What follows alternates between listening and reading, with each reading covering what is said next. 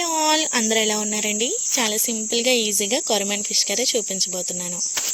ముందుగా mixie jar తీసుకొని 1 spoon గసగసాలు, 1/2 స్పూన్ జీలకర్ర, కొద్దిగా వెల్లుల్లి, కొద్దిగా అల్లం, 2 ఉల్లిపాయలు, 2 టమాటాలు వేసుకొని మెత్తగా గ్రైండ్ చేసి పక్కన పెట్టుకోండి. క్లీన్ చేసి పెట్టుకున్న చేపల్లో కొద్దిగా కారం, కొద్దిగా ఉప్పు, 1 స్పూన్ ఆయిల్ వేసుకొని ముక్కలకు బాగా పట్టేటట్టుగా కలుపుకొని పక్కన పెట్టుకోండి.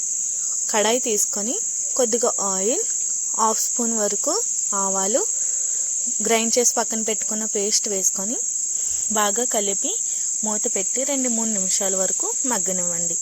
బాగా మగ్గిన తర్వాత ఒక 4 పచ్చిమిరపకాయలు వేసుకొని బాగా కలుపుకొని కొద్దిగా కారం వేసుకొని పక్కన పెట్టుకున్న చేపలు వేసుకొని బాగా కలిపి కొంచెం వాటర్ వేసి ఒక పెద్ద నిమ్మకాయ సైజ్ అంత చింతపండు రసం వేసుకొని ఒక 4 బెండకాయలు కట్ చేసి వేసుకొని బాగా కలిపి మూత పెట్టి బాగా మరగనివ్వాలి. పులుసు బాగా మరిగిన తర్వాత కొద్దిగా కొత్తిమీర, కొద్దిగా కరివేపాకు వేసుకొని పులుసు దగ్గర పడిన తర్వాత సర్వ్ చేసుకోవడమే. ఎంతో సింపుల్ అండ్ ఈజీగా ఫిష్ కర్రీ రెడీ.